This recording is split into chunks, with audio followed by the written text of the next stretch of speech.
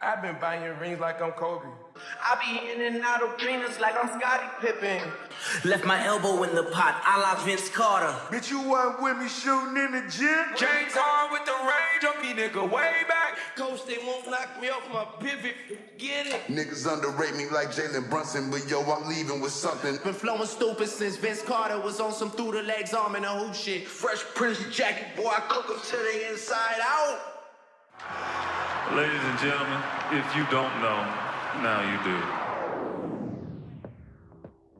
Yes, sir. We are back. Round of applause for yourselves. This is your guy, Marcellus Ease. And yes, we got plenty of interesting topics on the docket for today. The NBA is almost like a novella. Many storylines to go over.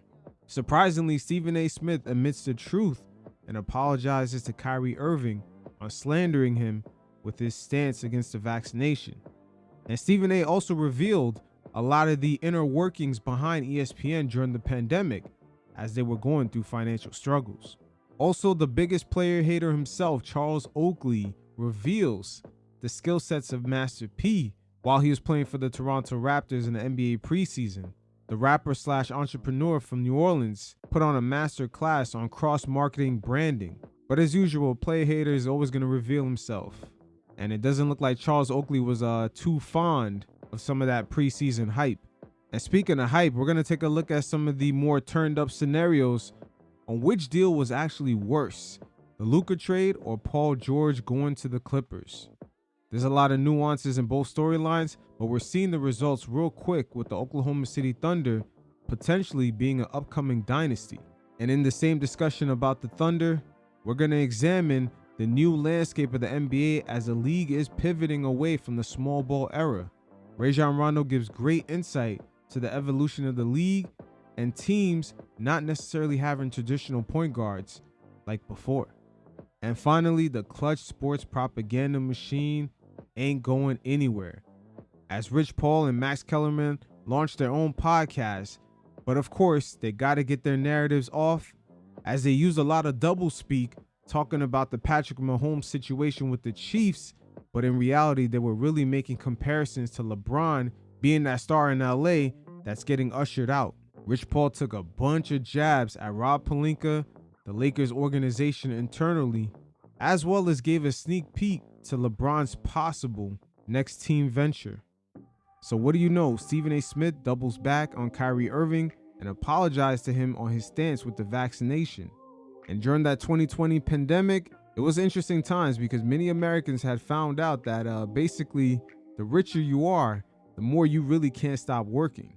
Many companies that were bringing in millions like the NBA quickly had to scramble and figure out ways to fulfill their television contracts by finishing out their season in that Disney bubble. Also, the NBA had borrowed over $800 million in order to cover the many expenses that they had, as the following season, fans were not in the stands all the way up until the spring. So it doesn't get talked about too much with the politics of Kyrie taking the stance that he did with the vax, because many corporations were struggling behind the scenes. As first, we'll hear from Stephen A. Smith as he reveals the chaos that was going on at ESPN dealing with the financial downfalls because of the pandemic. You guys check it out, and every once in a while, I'll check in. First of all, we knew it was coming the moment that Bob Iger returned as the head of and CEO of Walt Disney. And a few weeks later, it was announced that 7,000 layoffs was coming. Yes. You can't work. You got to be a new fool, a new kind of fool, to not know that ESPN is going to suffer some cuts when its parent company announces that 7,000 cuts are coming to make up for $5.5 billion. COVID hits, parks close, movie theaters close, ESPN, no live sporting events. We took a tremendous loss. I gave back 15% of my salary. You know, shit is bad when Stephen A. Smith is giving up his money. He loves making his boss's money, but when he gives up his own, that's some other shit. COVID hits, parks close, movie theaters close, ESPN, no live sporting events. We took a tremendous loss. I gave back 15% of my salary. 50% of my salary. Okay, because they come to you asking you, is that something you can do? You're not forced. It's voluntary. Yeah. What? That's right. It's not forced. It's voluntarily. They came to me. I was the first one that said, yeah, here you go. And I do it again. And I do it again because here's the reason why. I got it. Here's the reason why. If you don't do it, then those cats, you making millions, but those cats that's making 150, 200,000, a whole bunch of them gonna lose their jobs. Now, some of them gonna lose their jobs anyway, but even more of them are gonna lose their jobs. True. You can't be somebody that's not just a talent, but they've asked you to lead, you volunteered to lead, you are considered a leader, but then all of a sudden it's just about you. Sure, I want my money. I earned it. I didn't want to give back a damn thing, but looking at the landscape, I knew inevitably what they were going to ask me to do, and I didn't hesitate. There was no, I'll think about it, I'll get back to you, whatever. They said, Stephen A., this is something that, we're going to have to ask of our employees at some point. I said, take mine now. Here you go. It's all right. I'll be okay. Fast forward today, we're all getting a bird's eye view of some of the stances that was taken, particularly by the New York City mayor at the time, Mayor Adams. His decision to extend the vaccination mandate in New York City, thus not allowing Kyrie to play in that 2020 to 2021 season. That right there really came back to haunt that mayor in his re-election campaign, as he was nowhere near even being selected by the people in New York City. There was just so much politics with this vaccination. You got Kyrie and his beef with the media, because way before, he had even called them peons at a point. And also, the government, as well as the many corporations across America, wanted the vaccination to represent a return to normal for people to get back to work and continue making that moolah. So I'm just saying stuff like, when I get into it with Kyrie, my whole point was, do you see who Kyrie Irving is? Kyrie's a good brother, man. Kyrie's a good brother. We used to butt heads because he missed work too damn much. And I'm like, yo, man, this brother's electrifying. I want to see this brother dancing on the basketball court. I don't want to hear no shit about no COVID vaccine. Get your ass on the court and you see you. Now, obviously, in hindsight, the brother right, because we see all the conspiracy theories that come out, and props to him for having the foresight to see that. Now, that's amazing. Stephen A. Smith mentioned conspiracy theories, but at the time, to discredit Kyrie, the media was calling him a conspiracy theorist. And let's not forget, when this whole pandemic had first started, around the time when Rudy Gobert was one of the first players to actually get the C-19, the sports media at large, as well as the media subconsciously, was kind of implanting the idea that if you got the vaccination, you would not get COVID. And at the time, everyone knew CP3, he was vaccinated.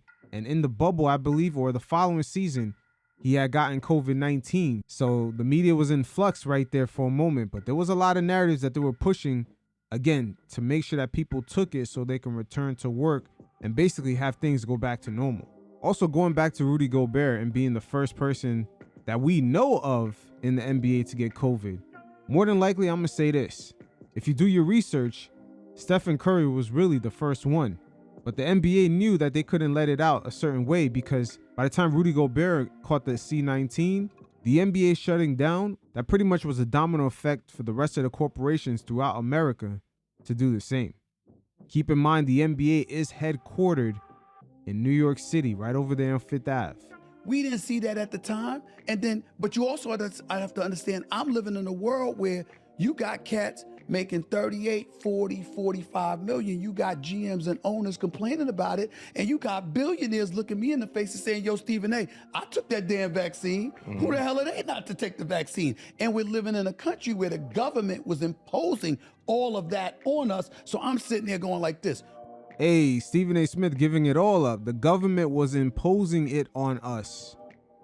What does he really mean by that? ESPN is a major media conglomerate. They were imposing certain agendas on ESPN to make sure that the vaccination was normalized. And funny thing, Enes Kanter was the only player that put his name and stood behind endorsing the vaccination to the rest of the public. No notable player of status in the NBA took any type of endorsement to commercially push this vaccination. Make no mistake about it. There were big bags, not only from pharmaceuticals to push this, but also the government. And it wouldn't shock any of us if we come to find out in the future that a notable NBA star was offered almost a Nike-sized endorsement check in order to push that agenda. We all taking the risk. Kyrie said no. Props to him, but I didn't view it that way. But where the real problem was that Kyrie and I were cool, and he had confided in me about some thoughts. Remember, he came on First Take to talk about LeBron when he departed from Cleveland. And then all of a sudden, when he was speaking about the collective bargaining thing, I said, that's not wise, right? Why? Because I'm the elder statesman. You know, I think I look kind of good. I get it. But I'm 58. I just turned 58 years old. Yeah. I'm not 28. I'm an elder statesman. I'm telling you what's going on. Like, I'm gonna hip you to the game. Hey, Stephen A. Smith might have stopped Kyrie right there from crashing out. He does give it up on what's going on behind the scenes a little bit too much. I've noticed that his agent is always around when Kyrie is going live and he's streaming, either on the phone or in person. And those very streams do get deleted afterwards. But it is what it is. At the time, the agenda was to return back to normal. And the jab was one of the layers to getting the public to being comfortable getting back to work, because at the end of the day, it's all about the moolah. So in the NBA, there's almost like these biblical legendary stories that you hear. Almost like how in Major League Baseball, they have the GOAT with Wrigley Field out in Chi-Town. Well, one of those stories on the NBA side is the story of Master P playing in the preseason, and potentially, according to him, he was good enough to make the league, is that he was just too busy making money doing other things. Well, former Toronto Raptor Charles Oakley, who played for them from 1998 to 2001, had did a sit down in which he revealed how good Master P really was on the court. That's one of the few times the NBA had cross-marketed with hip-hop, which always proved to be a very lucrative thing.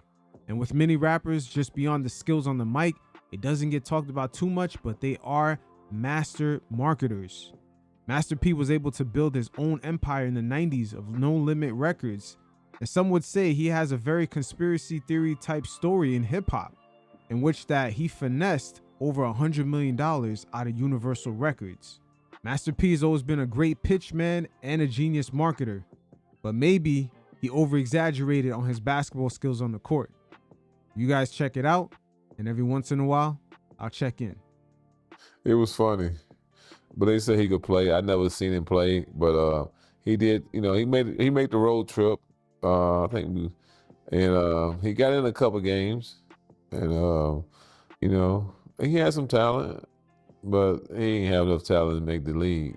But he came out. He wasn't ashamed about it.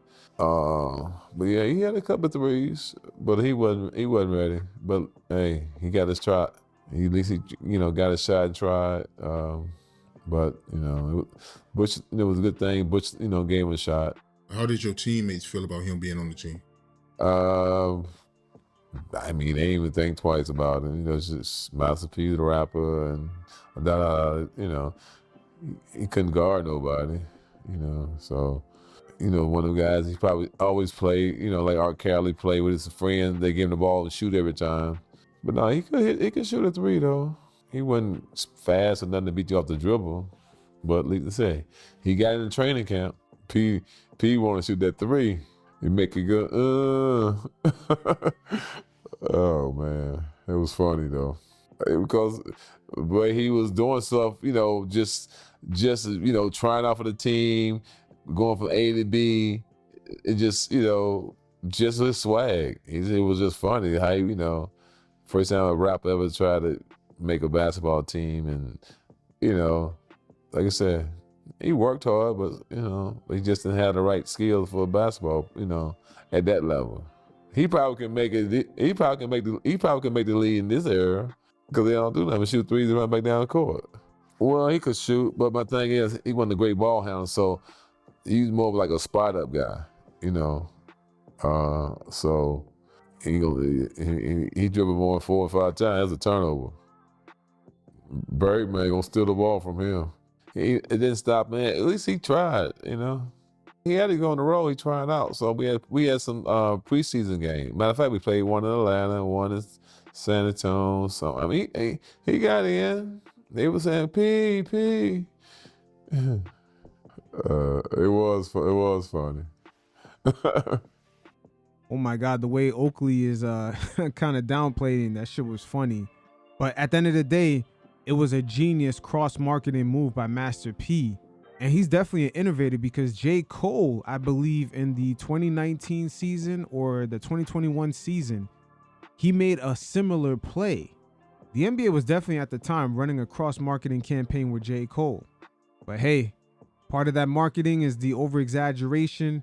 Maybe you fake it till you make it. And with Master P, I can't be mad. But Charles Oakley definitely, he was probably hating on some of the love that P. Miller was getting out there. But he can't hate on another man's hustle because P. Miller didn't give up on it. The following year, during the lockout in 1999, he joined the Charlotte Hornets on a 10-day for their training camps. So the ability to cross-market and promote is real when it comes to Master P. And right here, we're going to directly hear from him as he spoke about the politics that surrounded him being involved with the NBA. And just listen to the way he speaks. This guy knows how to market himself. Are you a dreamer? Man, I'm like Martin Luther King. I'm definitely a dreamer. And so, but I'm a visionary. And I see stuff that other people can't see. Like when you asked me about Snoop, I knew that Snoop's career wasn't over with. I knew that my career wasn't over with after the music. I don't have to sit around and just do music. I can do music whenever I want to. Right. But I got all this other stuff I invested into to be able to do that.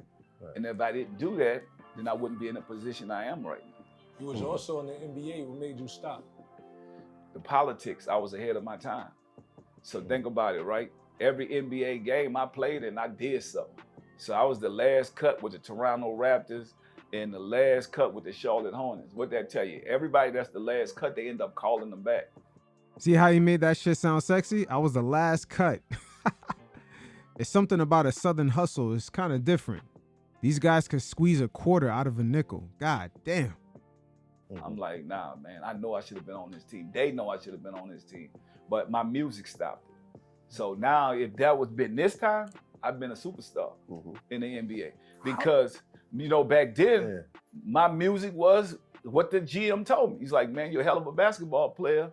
It was in Charlotte, Bob Bass. And I was up there with Anthony Mason and Derek Coleman and all these dudes. Right. You could ask BJ Armstrong, all these dudes on the team with me.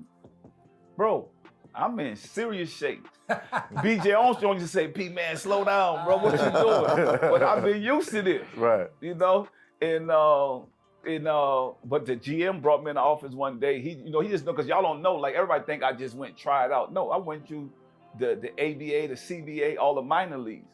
And then I got called up on 10 days, so people don't really know. So you're gonna see that in the TV series. But when I went in the GM office, Bob Bass, he was sitting down, he said, man, you're a hell of a basketball player. And he said, why you ain't scared of Anthony Mason? I said, why should I be scared of Anthony Mason? Because I'm scared of Anthony Mason. And I said, damn. I said, sir, I ain't scared of no man, sir. He said, but your music is pure filth. And he had the ice cream. I knew I'm going home, right there. I looked at him like, man, let me go get my stuff out the locker. I was done. Right. I'm like, this man actually listened to this record. I'm out of here. Because he ain't even. I was in his world, and I couldn't do nothing about it. Right. And that's when sometimes your past will catch up with you. That was one of those times that I put all that work in. Wow. Think about it. You think any NBA player want to let me outshine them? And I'm supposed to be a music guy. Facts. You didn't see the way Charles Oakley sounded? And Charles Oakley, yeah, that's a one hating ass motherfucker, man. Let's keep it a buck. Some people got that shit in their blood, but the screams and cheers on the road for Master P was hitting a little different. I'm sure of it. And it's for a preseason game too. Oakley had to have been thinking, damn, they're screaming like this and these games don't even count. And I'm putting up buckets. I done played in Rutgers. I done played everywhere out here like this. This what I do. I mean, you know, I played with Steph Curry there with Charlotte. And so, you know, watching him come in, I look at my son like that, not saying, man, he been around basketball. So, you know, I coach Lance Stevenson with my AAU team out here. I coach DeMar DeRozan. So all these dudes I saved, you know, through whatever battles they was going through in life, right? Yeah. And then having my son around, because my son played on every hood team you could think of that I, from the Oakland Soldiers to my Cal Supreme team around Nipsey House. So it's like watching that, my most memorable thing is just watching my kids be around it and now watching what they're doing. So when I look at Steph Curry with his dad, I'm like, man, I remember Steph out there with his dad trying, because I brought, and my son was 3 years old, I went to Target and brought the little hoop. So he just started dunking on him. Like, man, this kid, he really liked basketball. And so the one thing I did, I built character. So now when you look at him, he at Houston right now. And why he's so good, I didn't get him a car till he got to college. This is his first year in college. He finally he used to ride his bike to school.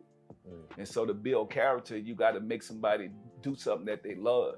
And he showed me that he really loved basketball. And even right now, he ain't starting at Houston. He a freshman, playing at the University of Houston with Coach Calvin Sampson. He got a whole different thing. He like, man, I don't play freshman. I don't care if you scored 30 last year in high school.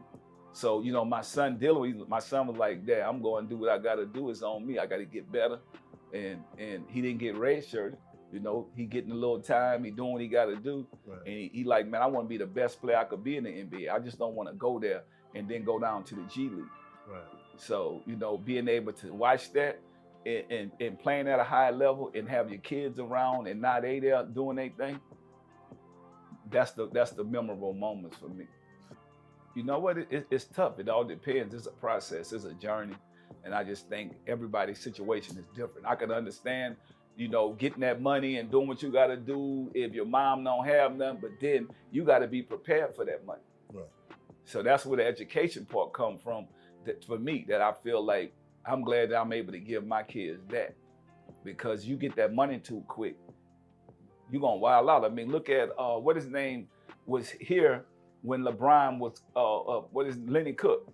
Yeah. Think about Lenny Cook was out there doing this thing, and now Lenny Cook, he a changed man, but think about it. Everybody giving you stuff, everybody telling you a pro and all that. Yeah, unfortunately for Lenny, all that caught up with him because it developed a level of entitlement where the first time he met Kobe Bryant, he asked him to play one-on-one, and Kobe looked at him like, you're not even worthy. Like, what have you done to even ask me to play one-on-one? It's very sad because even at the time, he was unaware of just where he really stood in the, I would say, the NBA or just the overall basketball hierarchy. Just being that unproven talent and really didn't want to put the work in. What about if it don't happen? Then how many friends you have after that? Right. They gone. So it is what it is. You guys hear from P. Miller, very charismatic. Shit, they said he finessed over $200 million from Universal Records back in the 90s. And the hustle never ends. Master P, definitely a man that mastered many skill sets, marketing, business, and most importantly, the ability to notice and seize an opportunity. So when it comes to the NBA, not only the game itself is evolving, but also the league. And the Oklahoma City Thunder are the perfect reflection of it. In this segment, we're going to get into a nice little bag right here, as this is multi-layered, as we'll hear from a couple NBA players on how today's game is a lot different. Teams don't necessarily have traditional point guards like they once did. Almost every single player on the floor is a major decision maker who generates offense. That's why I stated Oklahoma City Thunder is a perfect reflection of where the league is headed today. But first, we're going to stick to the Thunder. As Kendrick Perkins and Richard Jefferson reflected, of which trade should go down as the worst, the Paul George trade to the Clippers or Luka. Keep in mind for Steve Ballmer, at the time in 2019, making that move for Kawhi was no doubt for him to have a big fish in order to secure not only the stadium of Intuit Dome, but the land that it sits on. He was in negotiations with the city of Inglewood right down there by USC in downtown Los Angeles. He was really trying to get the land, and having a big fish like Kawhi as the face of your franchise definitely helped. And for the Dallas Mavericks, a team that should be competing for NBA championship for the next few years when they had Luka, with this trade, it put them in a tough spot, as now all their rivals who are already good are now in a position to gain their draft picks going forward. The Thunder has swap rights with the Mavs in 2028. The Houston Rockets with KD and Şengün over there cooking has the Mavs pick in 2029. And the Dundada of it all, Wemby and the Spurs, who are definitely on the come up, have swap rights with the Mavs in 2030. So the fellas definitely spoke on it. You guys check it out, and every once in a while, I'll check in. I will say this is that like if you're looking at the history, now that Shea's won an MVP, now that Shea's won a championship, they now it's solidified. We talk about the Luka trade and what that will mean. Well, last year, as far as I'm concerned, if you look back revisionist history, at this point in time right now, you would most likely look at the Clipper trade worse than the Dallas trade for Luka, in my opinion. You would look like people understand this. For sure. Because Dallas also ended up getting Cooper Flag. Not only Dallas end up getting Cooper Flag, but also the Clippers trade end up showing that SGA is a proven product, not only winning the regular season MVP, but also the finals. And all this is coming off a prior season where he had his team sitting at the top of the Western Conference. Another thing that we should really pay attention to with the Luka trade is that for the first time, we're going to see if an NBA franchise like the Lakers could actually build a championship contending roster with him already being on a super max deal. Luka, I believe in 2 more seasons, will qualify for the 10-year supermax, which he'll be earning over $70 million a season.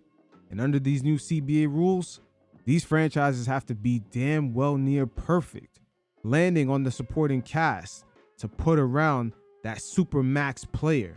I'm not talking about a regular supermax. I'm talking about the deal that only players like SGA, Jokic, Luka, and Giannis, you have to be on that level to get their version of the max. And that soon will be over $80 million a year, reaching up to even $100 million a year by 2028, 2029. So again, because of the new rules and the major tax penalties, teams don't want to end up like the Phoenix Suns, having all that money in their books, but yet they can't improve the team through trades or even free agent pickups. You're exempt from what type of mid-level exception players you can get, and even the current players on your roster. Guys like Grayson Allen, if you re-sign them, by the time you include the difference in the tax with the additional money of the re-sign, you're looking at an acquisition that's almost double the cost. The Suns were nearly paying double the money for Grayson Allen. This is where the new rules right here get fucking spooky.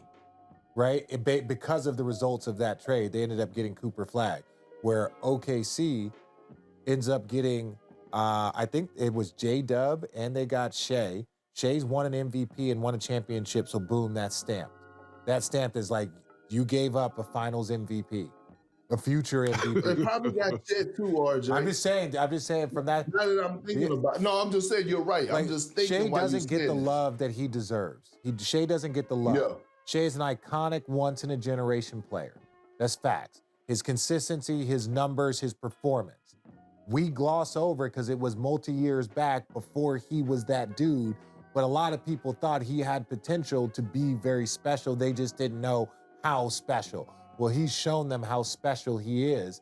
So now when you look back on it, it's like, hey, yeah, they traded Luka. Luka still has to go get that finals MVP and championship, which we believe he will. But Shea's already done that to prove that that trade, was. Can you tell me one thing Lawrence Frank has done that was right?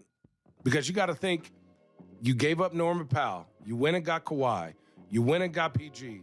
You went and got James Harden. You went and got Bradley Beal. I'm just saying, as an organization, no decision they've made over the last 5 years has panned out.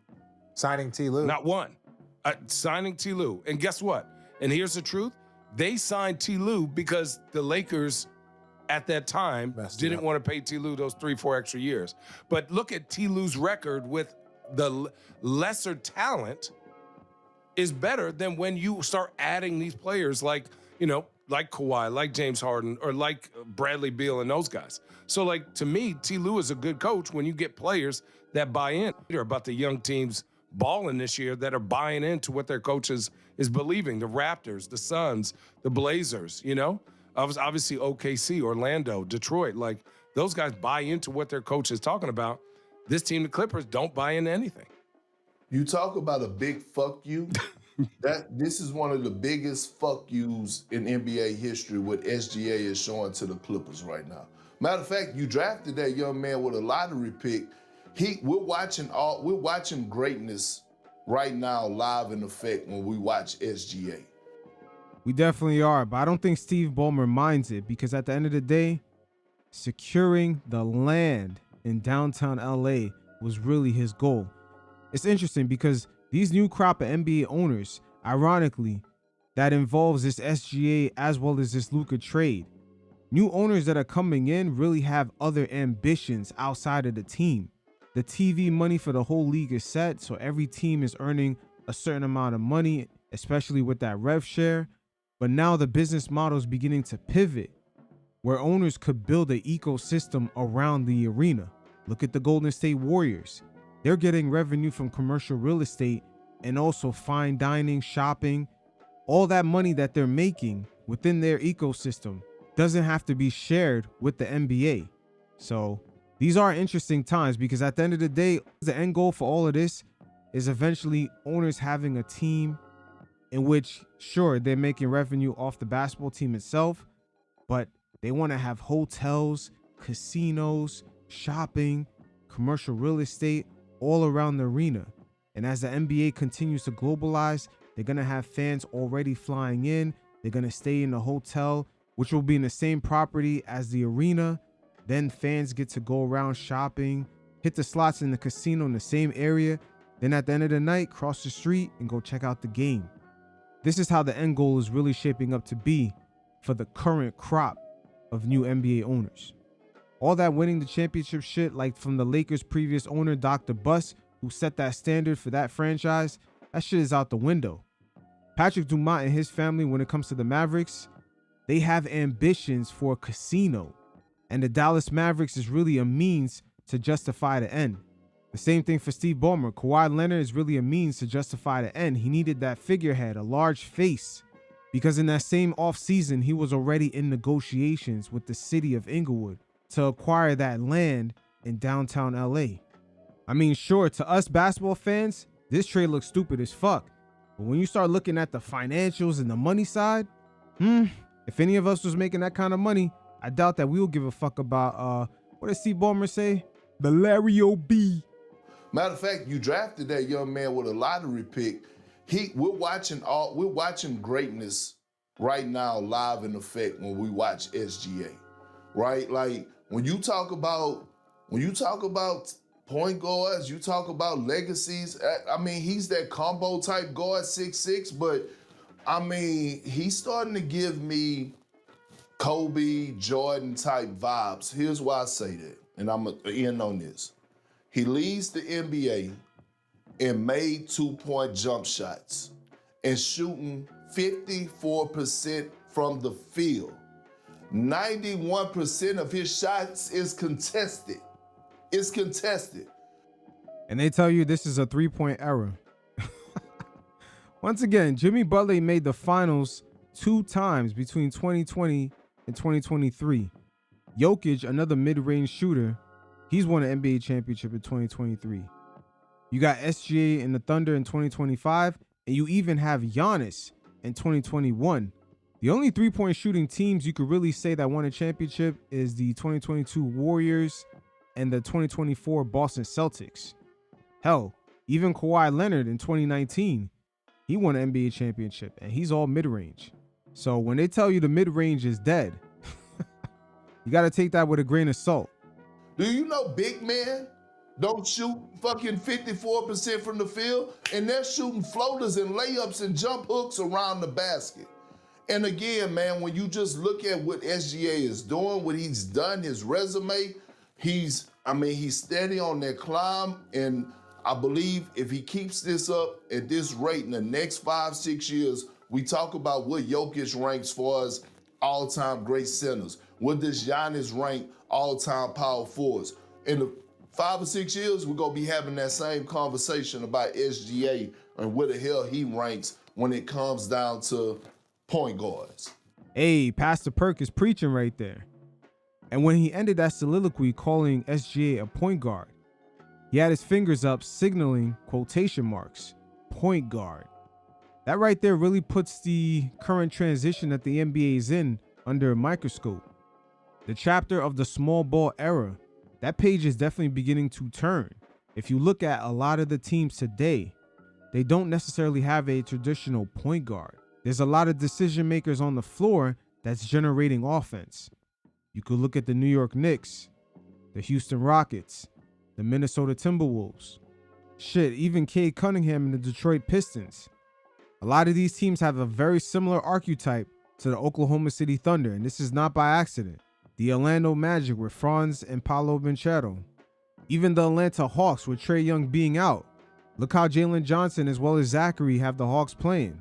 So we are starting to see small signs of a transition. And with that happening, even though Stephen Curry is performing at a high level still, the Golden State Warriors in the past couple seasons have consistently been hovering, being around the middle of the pack in the Western Conference to sliding down to the 7th or even 8th seed. Matter of fact, right now, as I speak, they're currently the 8th seed. A very high IQ former point guard for the Boston Celtics, Rajon Rondo, has spoke on this. You guys check it out, and every once in a while, I'll check in. The definition of a pure point, want to make your teammates better first and do all the little things and then scoring when needed. We've seen an influx this year with like the Houston Rockets not starting a point guard, Cooper Flagg starting. Bucks. Bucks. Dallas, Phoenix, teams that are good. I think obviously with the Houston and Dallas is riddled by injury. You guys are trying to figure it out, but thoughts, is that a true statement? Do you think you can win it without someone who's really running the point these days? I think the Thunder just did it, I believe. But for me, I think it's the level of the IQ of the team overall. And then a lot of teams don't have the IQ of the Thunder organization or like the Houston Rockets, with AKA the New Orleans Pelicans. You see them trying to run the same system. They don't have a traditional point guard, but at the end of the day, they don't necessarily have good decision makers on that team. For the most part, they got Zion running point forward almost 24/7. That's when he's healthy. Think about that. He's barely healthy. And when he's there, he's the one that's running point forward with barely any chemistry. A lot of teams don't have the IQ of the Thunder organization or like the Houston Rockets, with Udoka. I think it's primarily with him, how he's allowing guys and how they're able to understand and execute the game plan, because a lot of teams that I'm watching and seeing when I'm watching the film, it's like they need a point guard. Yes. They need someone that can run the show. And even like the game one, I believe, when the Thunder and Houston played, you need a point guard like, hey, KD didn't touch the ball. So I know if I'm in the game and KD didn't touch the ball in 8 possessions, you need a point guard. So it's like a coach can only do so much. You're managing so many different things, and a point guard is the extension of the coach on the floor. So it's like when you're not executing, when you come down and run 2 sets in a row, and then the third time you try to go away from it, a point guard understands to when and where to get guys the ball. Yeah, I think of Houston when I think of this because it's Sengun and KD getting the ball out of their spots. They're great players. They're gonna make it happen. But to your point, knowing when to get them the ball in their spots to make them be the most effective. Although they're one of the highest scoring dudes, but you see late in games, that's not necessarily either of their forte in their career. They usually got to their spots, and then that's when they're some of the best in the world. Now, it's not only going to be interesting to see Amen Thompson's rise, but also with the Houston Rockets in crunch time moments. That pick and roll with KD and Sengun, that shit is kind of deadly. But we'll continue to see how that evolves during the season. Yeah, I definitely still feel it's important to have a point guard just for everything you said, but it'll be interesting to see. To your point, not everybody has a high IQ and understand the game the way those OKC guys have been able to buy in. Hey, that Isaiah Hartenstein addition is paying dividends for the Thunder. Not only he gives them the size that they need, he also is making great decision in the short roll, doing dribble handoffs, his positioning, knowing when to cut. He's spot on and he fits like a glove within that rotation. But again, as they stated, the IQ is going to be important because teams like the Pelicans, the Chicago Bulls, the Sacramento Kings, even the Charlotte Hornets to a degree, they are definitely struggling with this, as those teams not only don't have a traditional point guard, but they also don't have 5 decision makers that are reliable, because for the most part, they have a lot of inexperienced players. But we do see the evolution, because all the teams I just listed is definitely more than half the league.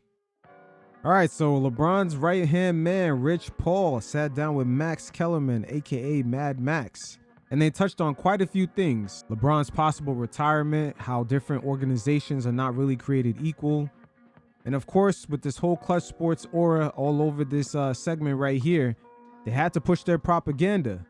The incident with LeBron James laughing it up with a couple of Phoenix Suns players during a blowout game where JJ Redick clearly looked upset, they addressed this right here. And my man Rich Paul was putting in work, as low-key he called out the Lakers organization also, the lack of roster moves, as well as Rob Pelinka's decision-making. Again, Rich Paul collaborating with Max Kellerman is no mistake right here. This is perfectly crafted for Clutch Sports to somewhat put out their own narrative on what's going on with LeBron, as he will make his exit outside of LA.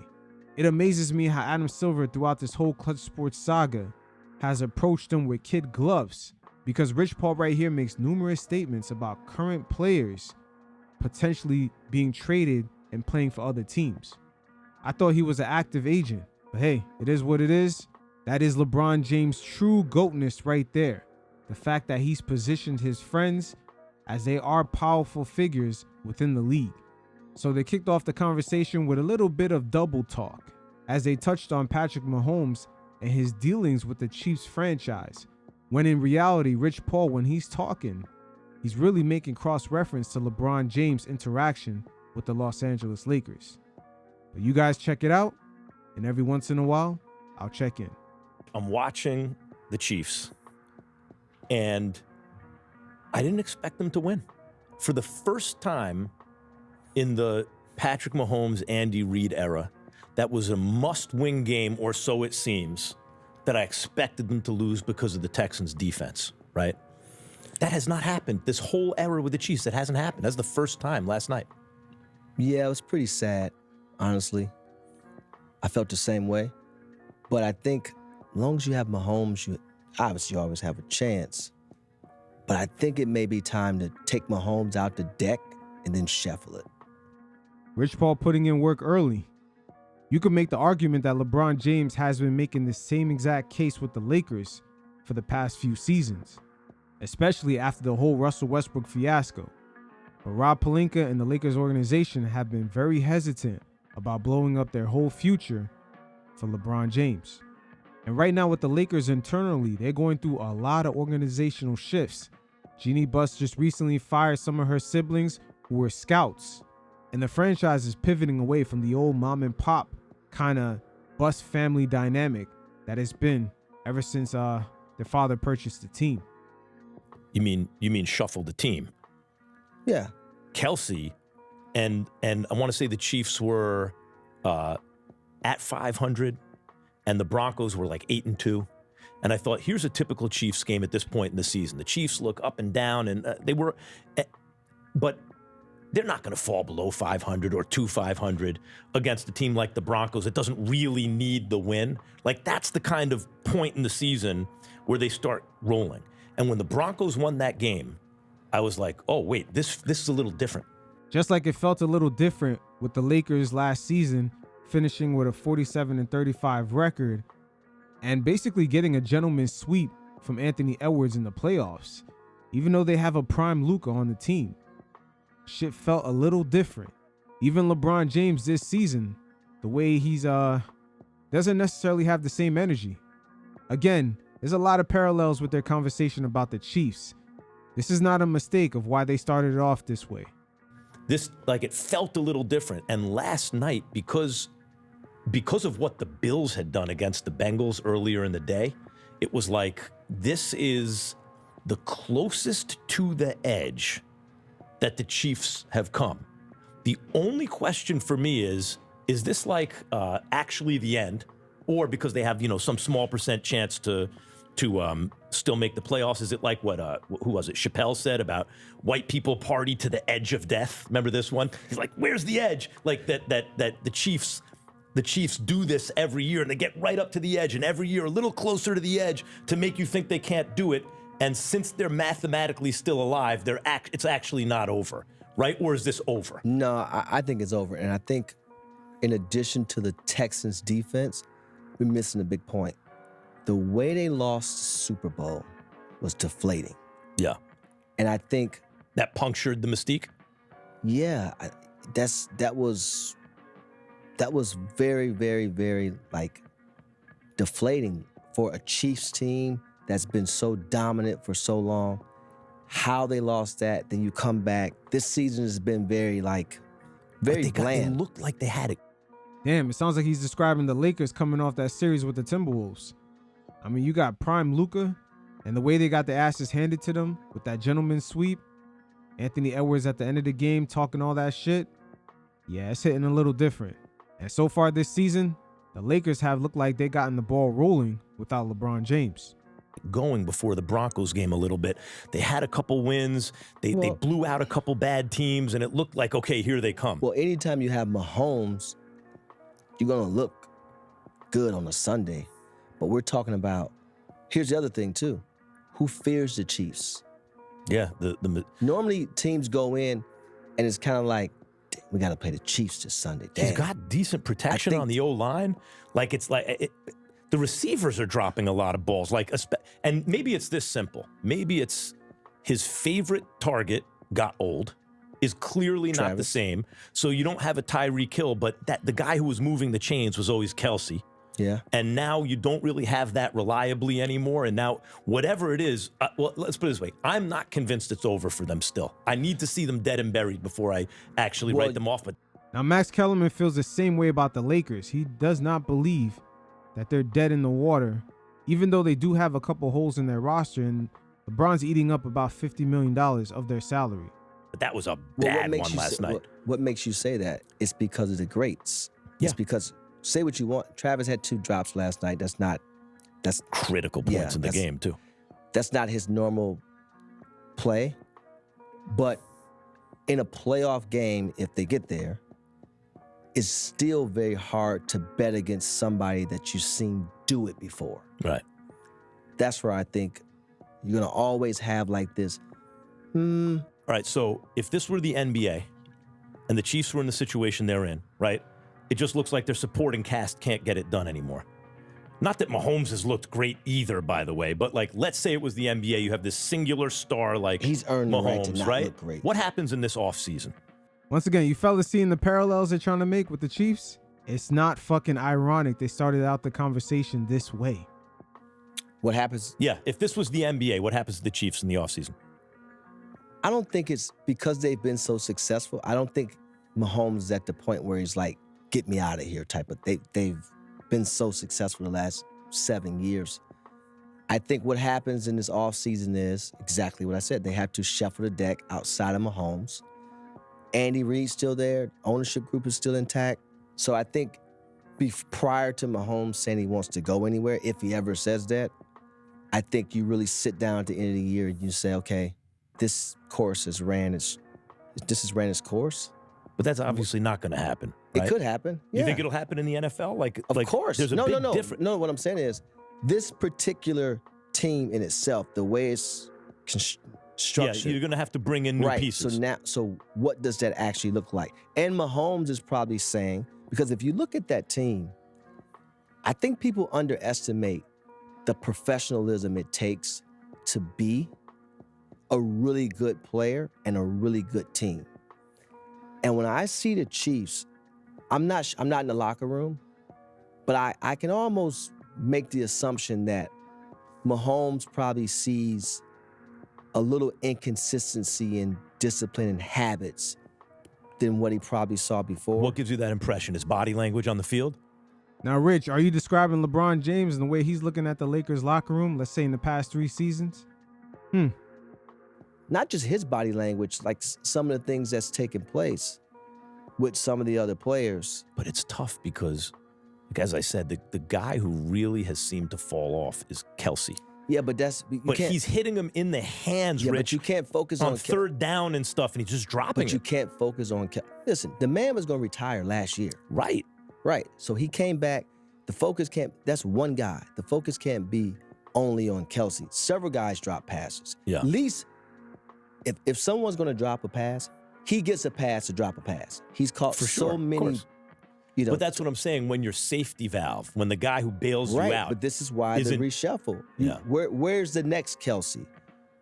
You know, like you have to really start to figure those things out. Rob Pelinka. Rich Paul is telling you, where's the next Alex Caruso? Where's the next KCP? How have you been reshuffling the deck? Your reluctance to use that first overall pick from a couple seasons ago that LeBron wanted to attach with Russell Westbrook to send them away.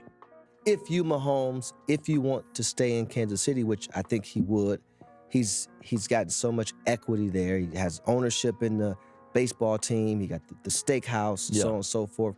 And as a quarterback, unlike the NFL, although I think some quarterbacks should move, the only way you really want to move is if your team has not shown the capabilities to replenish. to make adjustments. Yeah, then the front then he would office. but that hasn't been the case. And also, you have a great coach. You have one of the greatest coaches Right. ever. With That you. hasn't been the case. Now, if they bring a new coach in, things change, whatever, then that's a different situation. But I don't think, I think we are a few steps removed from him saying, if he ever said, I want to change the scenery. It's so interesting to me, though, that Tyreek leaves, and it looks like receiver by committee, and he's spreading it around, and maybe this is better for the team, and that's okay, right?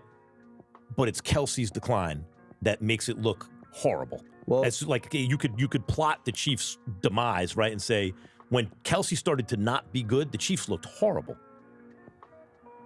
Yeah, but so has Tyreek. What's that?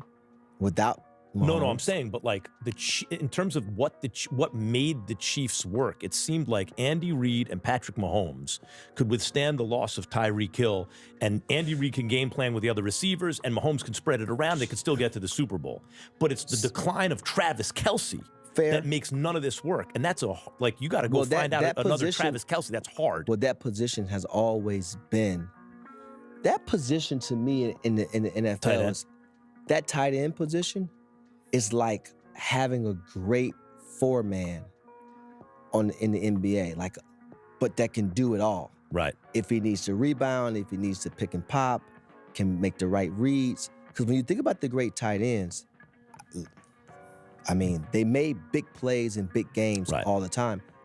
From a Tyreek's perspective, individually, he is a great receiver, a talent off the chain, but he hasn't had the success, the team success, obviously. Mm-hmm. And in those situations, the grass it's not always greener. Mm-hmm. And so, yes, Kelsey is not the same player he once was, but the man was going to retire, so that's fine. And he's done a hell of a job. But you unplug into Tyreek, and what are you really replacing it with? AKA Rob Pelinka, my man Rich Paul is talking to you. So it's been a lot. So in this case, taken you away. think because the reason I asked about if it was the NBA is it feels like when a superstar player in the NBA, when the franchise stops functioning the way it normally does, they might want to get out of there, right? In the NFL, it doesn't really happen like that. If the guys, Well, I think that's the new NBA. Rich Paul is right. When he says the new NBA, he's referring to the fact that the owners with the new CBA have basically eliminated player movement. With that second apron almost serving as a hard cap, teams are not going to necessarily be anxious to trade for a superstar. We're seeing that play out this season with Ja Morant and LaMelo Ball. And even to a degree, let's say a team like the Sacramento Kings, if they don't want to deal with Zach LaVine, it's going to be hard to move his contract. I think that's the new NBA. Right. Sure. Because the old superstar player did, I think. So what's the difference? Why does that work? Why does it work that way? The NFL, the NFL player is not empowered the way that the NBA player, or so they don't think they are. Mm-hmm. And the old tradition is it has to stay this way.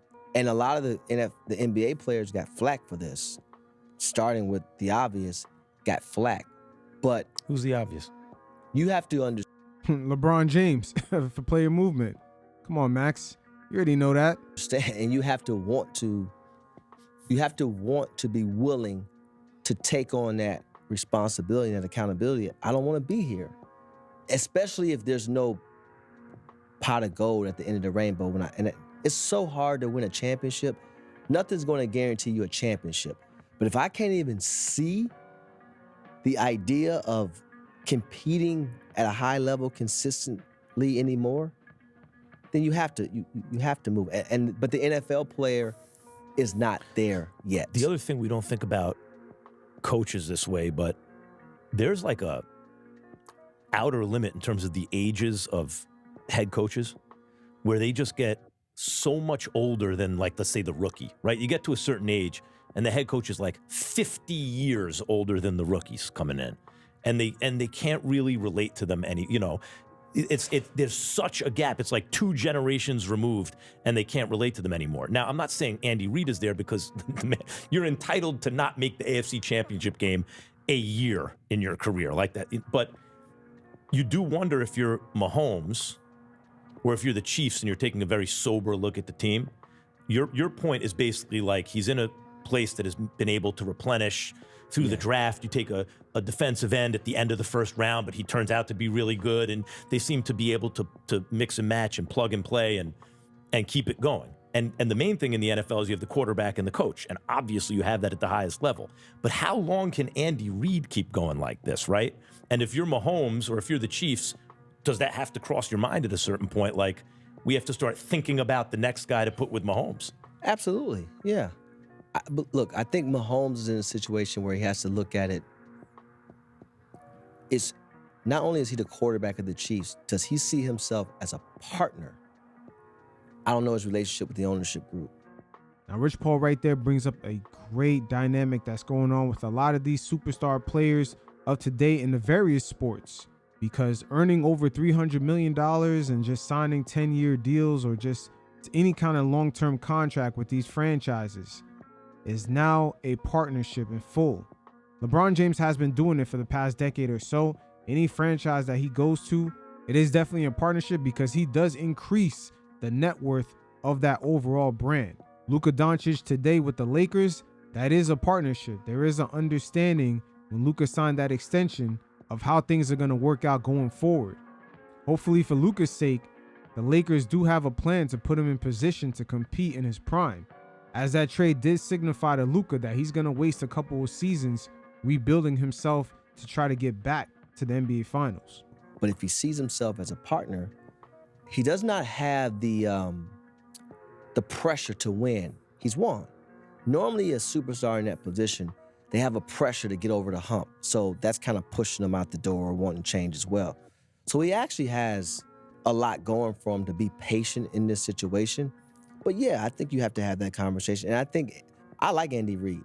I think he's always been, even though he's older, been around, he's probably coached more years than I've been alive. We got to wonder if LeBron winning in the bubble for the Lakers, did that take the pressure off of him bringing some sort of championship success in his venture while being out there? That championship kind of went under the radar as there were restrictions due to the pandemic.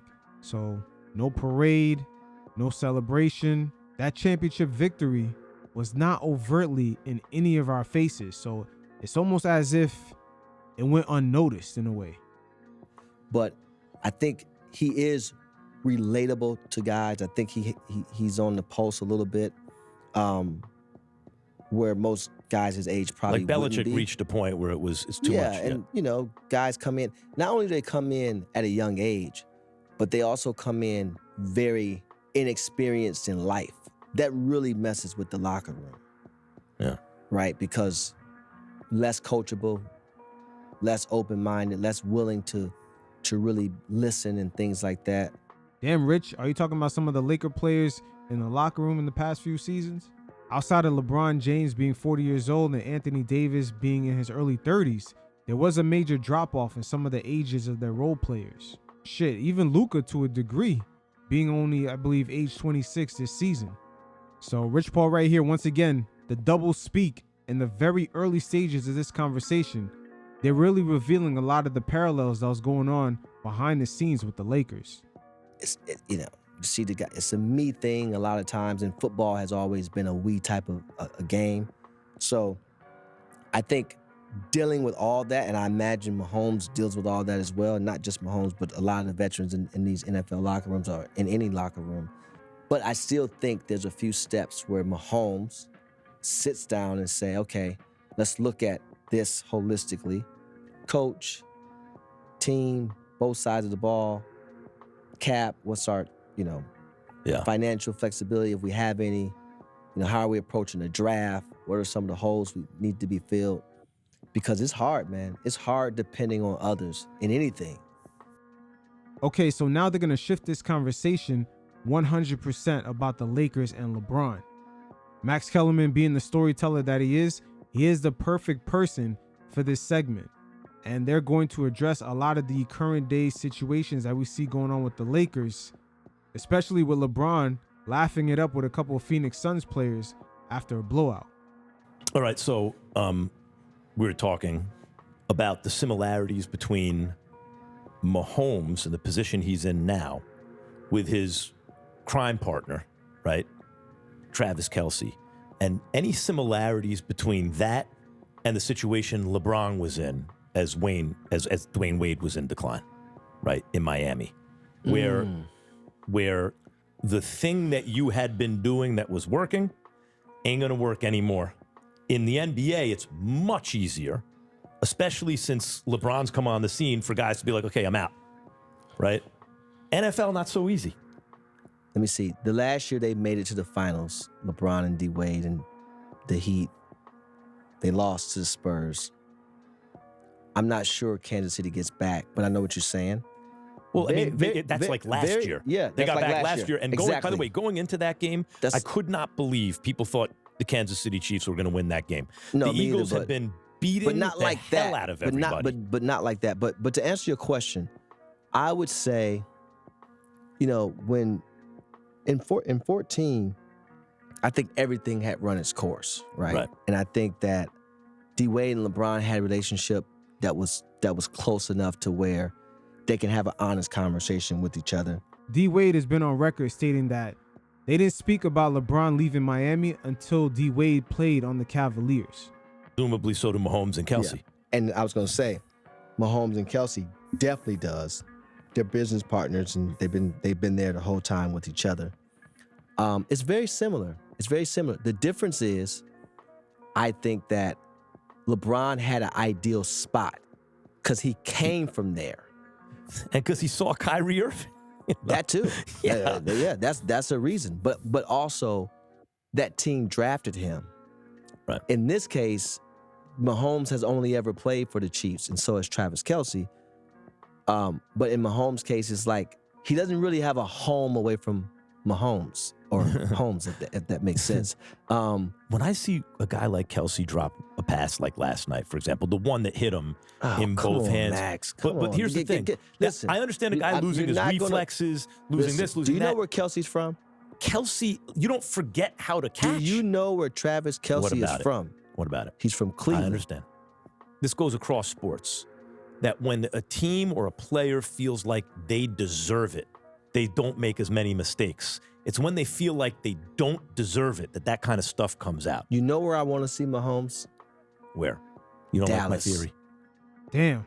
Once again, a lot of parallels in their conversation, because Rich Paul mentioning Dallas is no mistake. There were already plenty of rumors stating that LeBron James might make a shift to the Mavericks.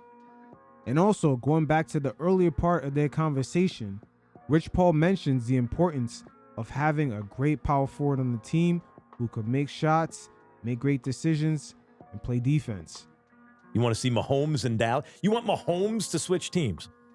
I want to. If he is to switch teams, first of all, this is the agent coming out of me now. Okay, good. You want $1 billion brand? Oh my! What? If he could, like, he has not looked very good recently. Who? Mahomes. He hasn't. He doesn't look like, it's hard to say. I know because his tight end's dropping passes. He doesn't have like a Tyreek Hill on the team. Even Rice at times if Mahomes was to lead the Chiefs passes, but yeah, I would want to see him in Dallas. Sure. That's, by the way, you're getting the hang of this media stuff like that. That's, There goes that double talk again. Don't be shocked if you see LeBron James end up with the Mavs. And I We'd think lead he would all be, the. If we were on ESPN, they'd lead every show with that. And I think he would be incredible. Mm-hmm. And I think. Oh, you think they have some receivers?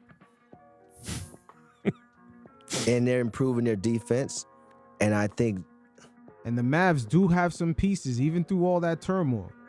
Max Christie, Kyrie Irving. Shit, they even had Quentin Grimes, who's killing out there in Philly, and they basically traded him away for nothing.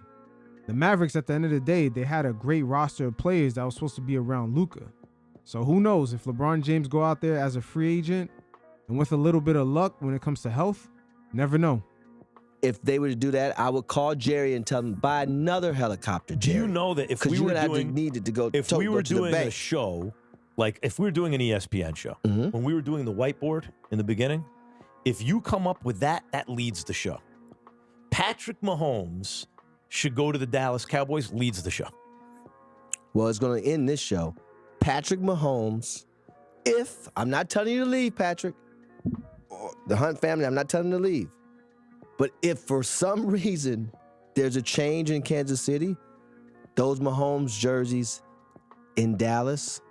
Do you know how fast this happens? I want you to consider this. Oh, yeah. When people talk about like the hot take culture in sports, you were accusing me earlier of playing, you don't play fantasy basketball, you don't play. You rubbed off. It takes one show where there's no pressure to have a hot take for you to come up with a scorching hot take by the end of the show playing fantasy football. This is your first show. Max, I mean, what you want me to say? I just thought about I love it. Yeah, I literally just was sitting here and I'm like. No, you're not wrong. Because I was going to ask you. Yeah. Where should Mahomes go? Kansas City. He should stay put. You got Andy Reid, you got everything you need there. Because they are a championship organization. Correct. But all I'm saying. It's irresistible. If he was to leave Kansas City. The number one football. I would want to see him in Dallas. Marquee. Texas. Marquee franchise. And I'm a Browns fan, by the way. I'm a Browns fan. In American sports history, the most glamour positions. Once upon a time, it was center fielder for the New York Yankees. I know who else would want to see him in Dallas. It was point guard for the Los Angeles Lakers.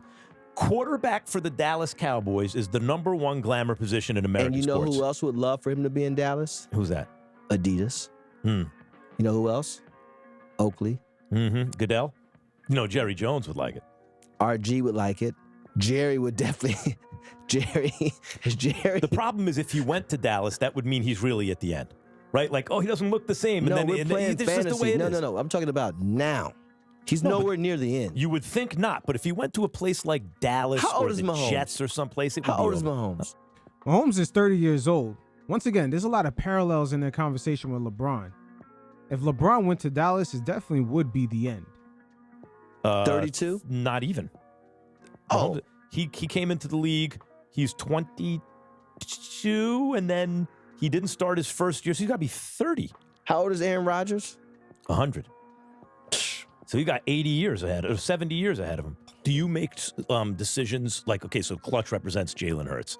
Do you make decisions about clients or give advice about clients and where they go based on that kind of thing, based on the organizations that keep the Andy Reids around? Less in the NFL because it's, than the NBA. But once you get to free agency, yes, because there's a Hold on, what does this mean in the NFL? I say less because it's what? Well, the NFL it's a 53-man roster. It's just a different business, right? The draft, it's the draft. You have 11 people on the field. You have to decide what's actually needed in what position, etc. There's more going on. Yeah, it's just a different dynamic. And they play less years, the risk, just so many different things. In the NBA, obviously it's 5 guys. They play both sides of the ball. So you have a little bit more of a pulse, But what I would say is the organization, there's such a difference between championship organizations and an organization that has won championships. All right, hold on, because I know here comes the Lakers. Yeah. I'm not thinking about the Lakers. I'm saying just in general, but if you want to include the Lakers. Yeah, let's talk about the Lakers. But I'm just saying, we talk about Andy Reid as a winner. You want that guy in your locker room. Because I've heard you say that about the Lakers. There's a difference between a championship organization. Well, I would say that about a lot of teams. just because you won a championship or several championships, that doesn't necessarily make you a championship organization. Championship organizations, put it this way, the Oklahoma City Thunder, prior to winning a championship, if you would have asked me, is this a championship organization? And I would say, yes. The only problem they have is they haven't won yet.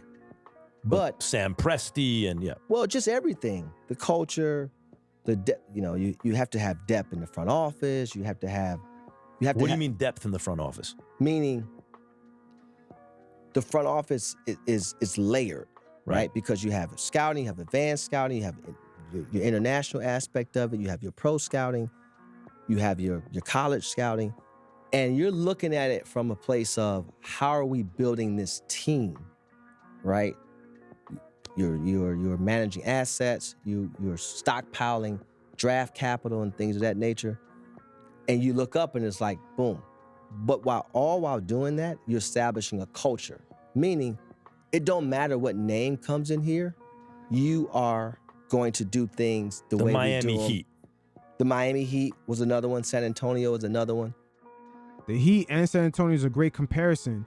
The Lakers should have the same structure, but ever since Dr. Bus had passed away and Jeannie alongside her brothers took over, that franchise has been in flux behind the scenes. Not only the siblings were fighting for power ever since, with many lawsuits while the Lakers were in the bubble winning the championship, but they had to go through a rough patch, a rough transition with the father's ambitions, wanting the son to kind of be the GM, then it not working out with him. Also, Jeannie Buss, after Kobe retired, the Lakers spent a long period striking out with free agents. They didn't get Kawhi, Paul George re-signed with OKC, LaMarcus Aldridge chose the San Antonio Spurs. Shit, even Klay Thompson, instead of going to the Lakers, he chose the Dallas Mavericks. So even though we all know the Lakers brand as far as winning championships and being successful, ever since Dr. Bus passed away and Kobe had left the team with retirement, the organization has been in flux. I can only imagine the culture. I think the Lakers can trend towards that way now. Because they got the ownership?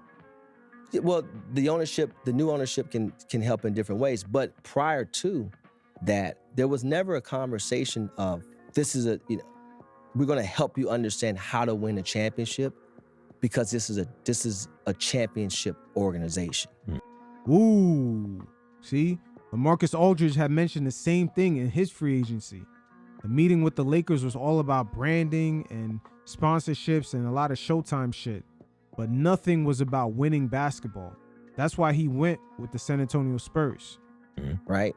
I think the Lakers probably didn't give themselves enough credit of being a organization that's won all those championships to say, hey, yeah, I know we're the purple and gold, we're in LA, but we're going to establish certain things despite what your name is. Yeah, and it's good to be able to roll out the red carpet and things like that, but once you get up underneath that, there's just some things foundational that is never going to change. Facts.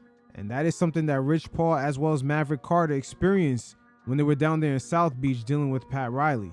Udonis Haslem has been on record stating that he has told LeBron James's friends that they are not allowed in the locker room. There was a certain culture, a certain code that was enforced down there. That makes it sound like, because obviously LeBron gets, like, the Lakers seem to present this kind of inviting culture to attract superstars, right? Look at the way we treated Kobe Bryant at the end. We paid him when he wasn't even good anymore, and we took care of our own. Hey, LeBron, you might like to play here. But you as LeBron's agent and Clutch Sports as his agent, you're saying, really, the way I hear that, you correct me if I'm wrong, is and I don't mean to interview you on this, but I mean, but you're saying they are catering too much to people like my client instead of insisting on doing things a certain way? I'm saying when you are a team like the Lakers and others, I think there's several teams in the league. Sometimes when you are that attraction, right? You're in LA, you're the purple and gold, the history, the legacy, all of that. There's a couple ways you can lean, but the details within the organization it's what's to be invested in to create these foundational roots that no matter what. You mean depth in the front office and this kind of stuff? Yes, the scouting. Jeannie Buss just recently let go some of her siblings from that position. The mom and pop approach ever since the father passed away, it has hit a wall. And now with new ownership taking over, Jeannie Buss is slowly opening up the organization to allow new people to come in to breed much needed innovation. Look at the net worth of the Golden State Warriors in the past 10 years. We can see why that organization is worth so much outside of Stephen Curry. They have an infrastructure that they built that can justify that price point. The Lakers' current day, with the new ownership buying the team, they pretty much just bought a logo and all its history. They mentioned. Not even just that. I think a number of things. You got, whether it's front office depth, whether it's development, right? Which young players, which they've done a great job at developing young players. Austin's developed, Kuz was another one, Caruso was another one. But I'm saying holistically, right? Sometimes when you're the prettiest girl in the room, you don't necessarily do the detailed things. Like you could just put your hair in a ponytail, put a white beater on, some jeans, curse of the gifted, and go out, right? Yeah, curse of the gifted. If it's easier for you, you don't work as hard. When you're not the prettiest girl in the room, you have to do all the little details. And with the Lakers being the prettiest girl in the room when it comes to getting NBA free agents, what they haven't realized is that the money side of the business has changed. They're not the only franchise that has deep pockets or could give players the access of a large market. With the way things are nowadays, even a superstar like SGA can provide that Hollywood appeal even though he plays for the Oklahoma City Thunder. There's social media and other entities that allows players to be marketed on a global level. NBA players no longer need Hollywood to have that mass appeal. Again, there's so many fucking layers to this. Hollywood no longer having the monopoly to create global stars is even affecting the Lakers. OKC, they're going to do, because, no offense, but where would you rather live? LA. Exactly. So I just think that. But wait, hold on. Back up. Tell me, I want to focus on this for 1 second. So when you say culture, you have to establish a culture, championship team. I'm saying right? There's a difference between Miami, San Antonio. I'm thinking of LeBron, right? Let's say what it is. I'm thinking of LeBron in Miami. He had to do things a certain way because Pat Riley is not playing games, right? Once he leaves Miami, he goes to Cleveland, and he had great success in Cleveland, but he could do it more his way. It sounds to me like you're saying the Lakers need to be more like Miami and less like Cleveland. No. It sounds to me like you're saying, hey, we're not so grateful to have you. You should be happy to be here too, and we're going to use that leverage to fit you into our culture rather than just to cater to you. Some of that, yes. But just to go back a little bit, LeBron was always a pro. Right. So regardless what Miami was, they never had to act. There was never a thing of body fat, being out of shape, none of that, none of those things. You don't have to worry about that with LeBron. That was never, being on time, nothing. So I don't want to misconstrue that, because sometimes that get misconstrued like, oh, he got here and whatever. But going back to mindset. I'm listening for that but. Pat Riley's mindset. Yes. Pat Riley had a championship mindset. So the foundation, right? It don't matter how upset you may be. It don't matter. We're doing this thing this way. But that's so interesting to me, Rich, because what's underneath that is, this is the way I'm hearing what you're saying, is you're LA. Everyone wants to be in LA. You're the Lakers. You have all these championships. You don't have to kowtow to LeBron or whatever superstar to do. I'm not talking about professional. I don't mean baseline professionalism. Show up on time, work hard, don't get fat. Everyone knows LeBron's going to be all over that. I don't think you have to kowtow to Luka or anybody, right? Nobody. No, you're the Lakers. But the reason I'm saying LeBron is because you, as his rep, that makes your life easier in a way. If they give in to LeBron because that gives you more leverage. No. That's a massive reps. Anybody, Luka, LeBron, Kobe, whomever, there's a world where, yes, of course, stars are going to get preferential treatment. That's one thing. that has nothing to do with the foundation of you as an organization. So stay to right say, there. No matter what, these things are what they are. Okay, When wait, you so come stay here, right these there. don't change. As his agent, if you are dealing with a team, let's say the difference between dealing with Miami and Cleveland, are you saying I don't that sugarcoat things as an agent. No, what I'm saying is, are you saying, is it harder to get what you want for your client from Miami and easier to get it from Cleveland? Or does what you're talking about not really affect that? No. What do you think I want? Some cupcakes? Who knows? Because usually a superstar, you hear about the certain treatment that they'll get. No. I want what certain treatment? I want all the money he deserves. Right, which Any he's going to player. get from any team anyway. Any player. Right. Right. Everything else, you think I get? No. I want a guy to be on time. I want a guy to be professional. I want a guy to be coachable. I want a guy to give an effort night in and night out. And you when don't he's want not, different rules for your clients. No, and when because he's- some organizations will do that. Yeah, the Lakers are all about stars. Of course, they're going to bend the rules for certain players. But at the end of the day, Rich Paul is really talking about like a top-down foundation the same way the military has. Where the organizational logo, there's no one player that could supersede it. The same way either in the military, the army, or the navy, no one person could ever supersede the flag. No. And when this is what I'm saying. And when he's not, I don't need the organization to tell him. I'm going to tell him myself. Mm-hmm. I'll tell the organization, hey, that guy got beat back door.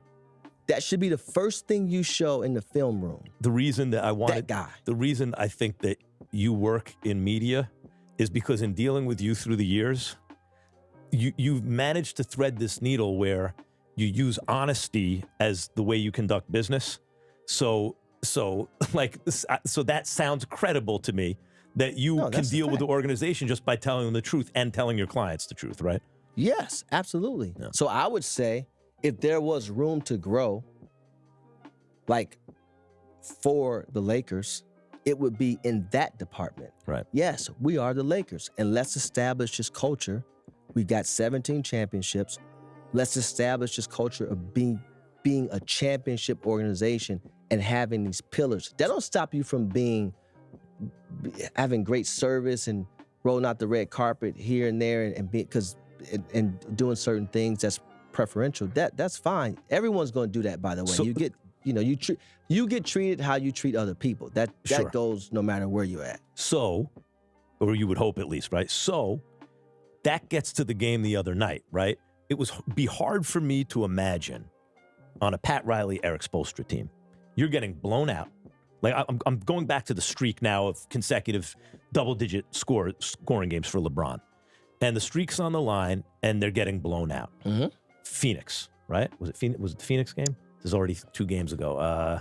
Yeah, I think I didn't watch the game. Okay. But I think it was, yeah. And I think I was at the JJ game. Redick is visibly mad. Who, by the way, JJ's done an incredible job coaching this team because through injury to LeBron, to Luka, doesn't matter who it is, they But still do you win. think they're contenders?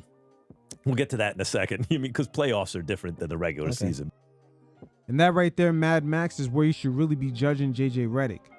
The media has a very fond affinity for JJ.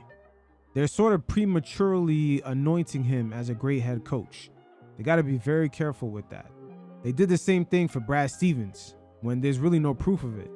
It was hard for him to manage the minutes, personality, ego of Kyrie, Jaylen Brown, Tatum, Terry Rozier, and the politics of Brendan Haywood being one of the most highest paid players on the team coming off an injury and not necessarily being that same player. So that anointing of head coaches getting their stars early without even proving themselves first, we can't let that go unchecked. LeBron is joking around with dudes on the Phoenix bench and on the court. And as a fan, before I even see JJ's reaction, I'm thinking, LeBron, what are you doing? That's a bad look. You're getting blown out. And then you're still in the game, even though you're getting blown out. And then you take a 3 to keep the streak alive in a blowout. Man, that's some bullshit, right? And JJ's pissed. You can see he's pissed. But then in the very next game, I think like that was the fact that JJ handled it this way, and maybe this bodes well for the Lakers and the culture you're talking about. He was clearly not happy with LeBron.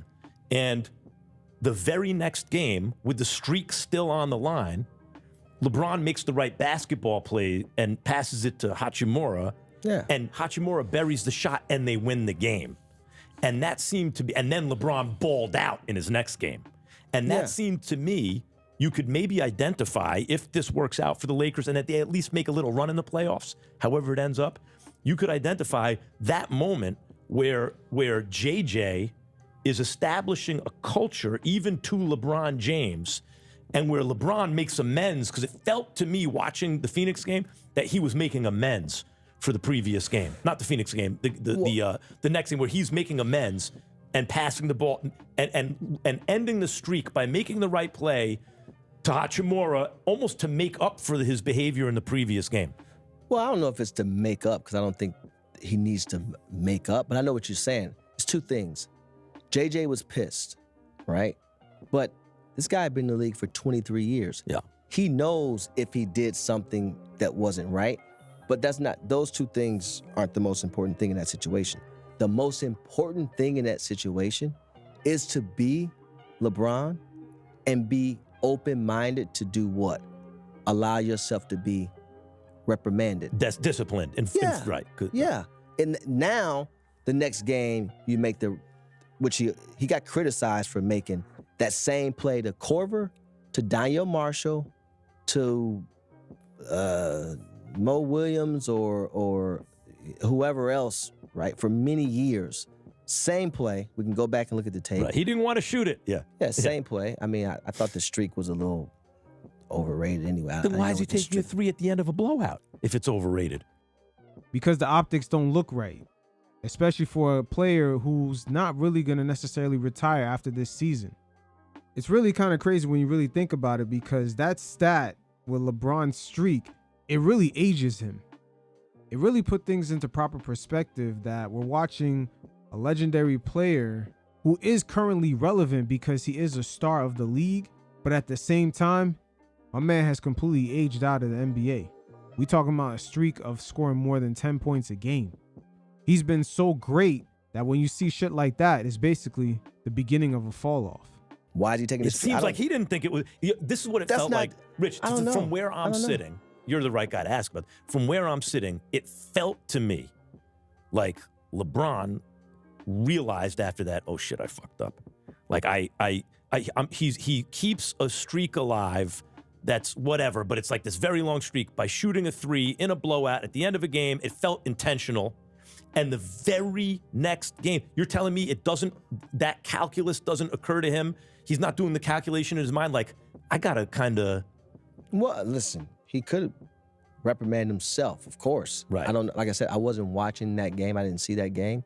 But yeah, whatever it looked like and felt like, obviously the media talked about it. They didn't talk about the right play, I tell you that. I didn't see the guys that was whatever.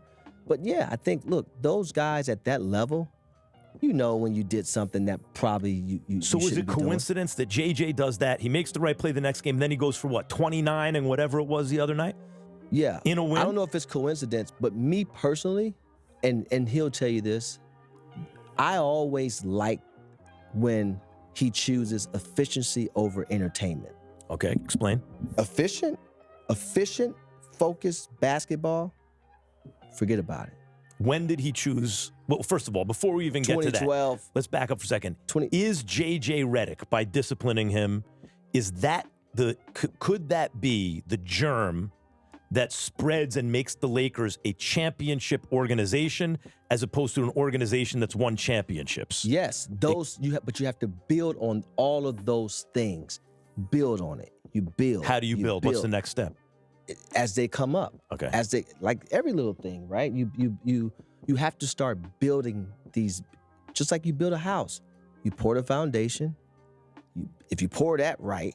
But it's possible. It's very possible. And it's also still possible to be that nice person, that welcoming person, that, hey, let me make sure that you have the right everything person. Two things can be true, because I don't You can cater to the athlete a bit and also set a championship culture. Okay. Yeah. So Granny did it.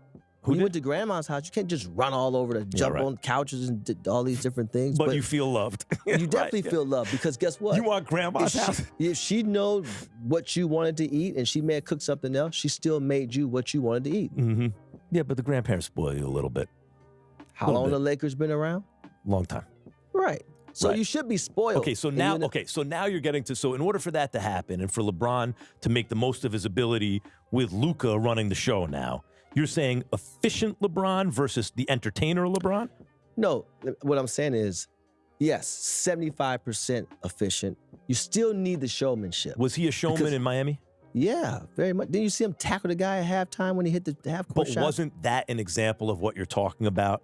Like, that was LeBron worrying less about that stuff, and because he's in a Pat Riley, Eric Spoelstra culture, having to do things the right way primarily, and then when he got, in other words, when LeBron went from Miami to Cleveland, Same thing. Same thing? Same efficient yeah. LeBron, not entertainer LeBron in Cleveland? Well, he was a little bit more entertaining, but you also got it. But he went.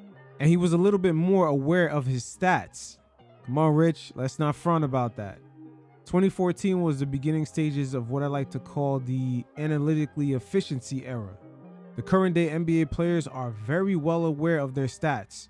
And the perfect proof to this that we could all see is that when you look at the end of the first quarter all the way through the third, there's a lot of players that no longer want to attempt the half-court shot. You can go back and look at the film of the players even at the end of the 2010s. If guys had an opportunity to score, they would take it.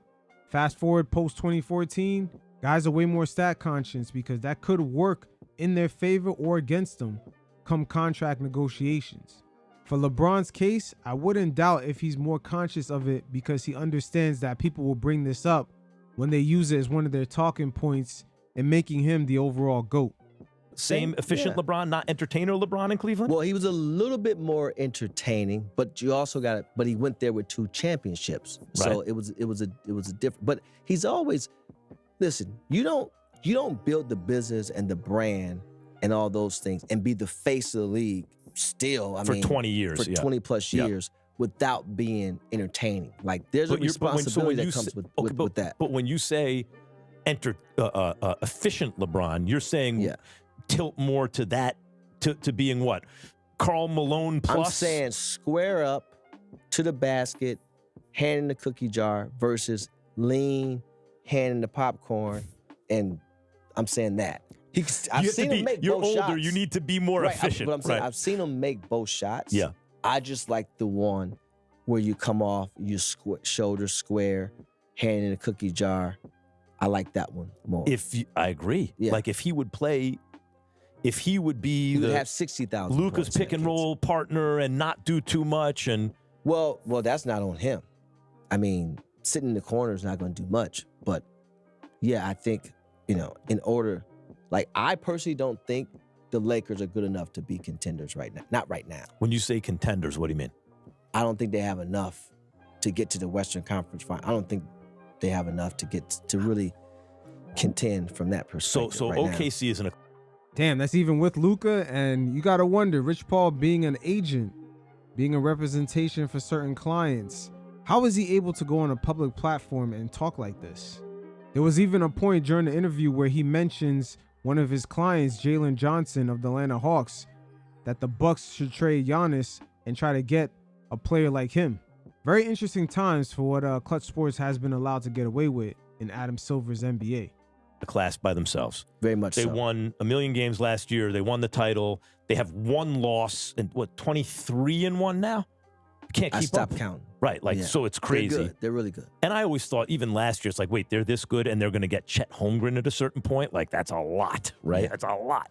And here they are. They're rolling. Now they're confident because they just won the championship. They're maturing. They're getting better. So, okay, put them aside for a second. You think the Lakers don't fit in with the rest of the pack? They got the second best record in the conference. Yeah, but we've seen that before. That doesn't mean anything. I think when you look, we've seen it, right? We've seen when you have the talent up top that they have, those guys can win games. LeBron and Luka. But also Austin's And played Austin very well Reeves, this yeah, year. He's absolutely. taking a step. But then things start to really, when you come to back half of the season, where guys are really, now they have their conditioning, They're scouting you different. They're preparing for you more. Yeah. It's one thing. Then when you go into the playoffs, we seen last year, they ran into athleticism and length. They struggled.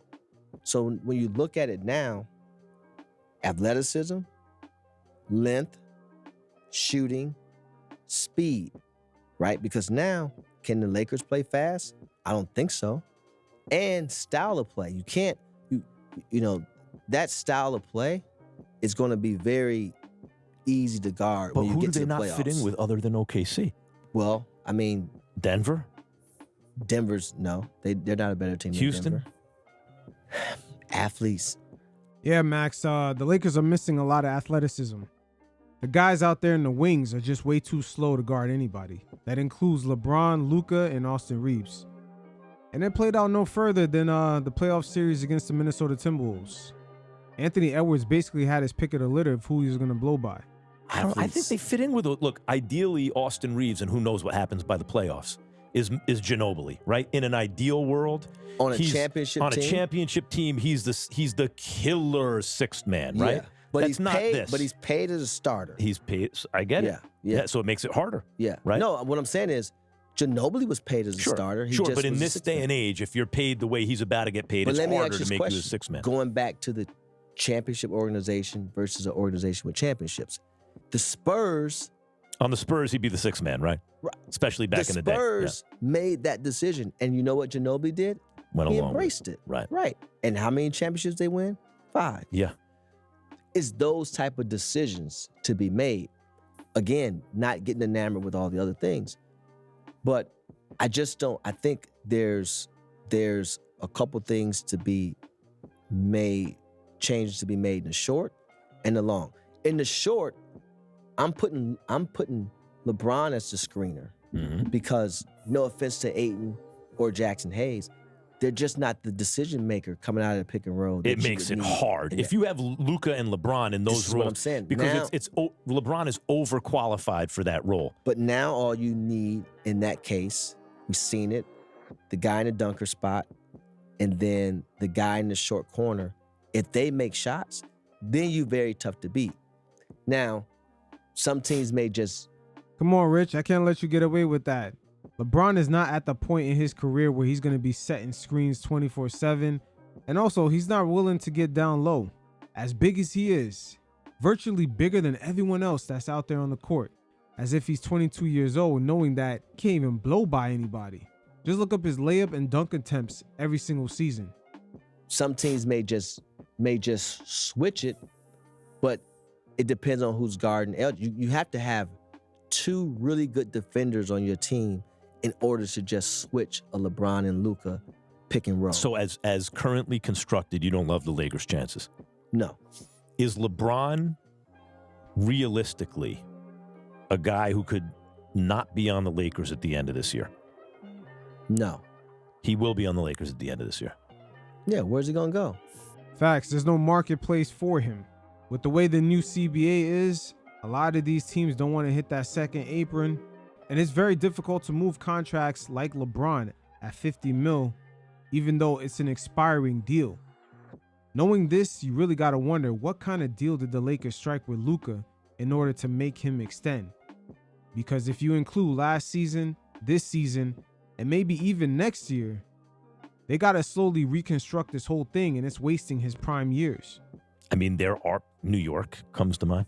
That's wishful thinking, If they Max. can't, You're from New York. The Knicks would love Giannis, right, or someone like that. But the price tag for a 100-year-old guy making $50 million a year is a lot lower. And actually, I think as a kid who grew up rooting for the Knicks, he's still in me somewhere.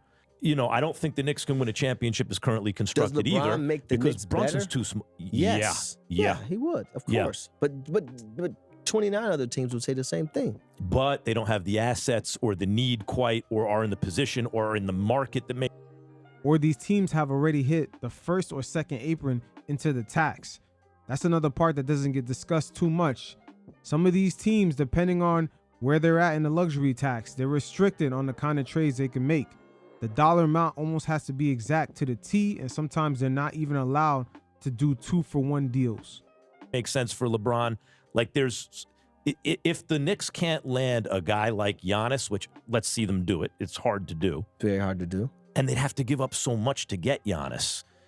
In my position, there's relationships that you have, genuine relationships. I mean, most people are trying to trade and barter. That's not that. I mean, I actually have a genuine relationship. So You know? Yeah, we had a relationship even We had when a you were. relationship, The I thing talked to a li- lot of people in the space. Yeah. You know? The thing I like about that is I could trust your information, that you weren't trying to position me.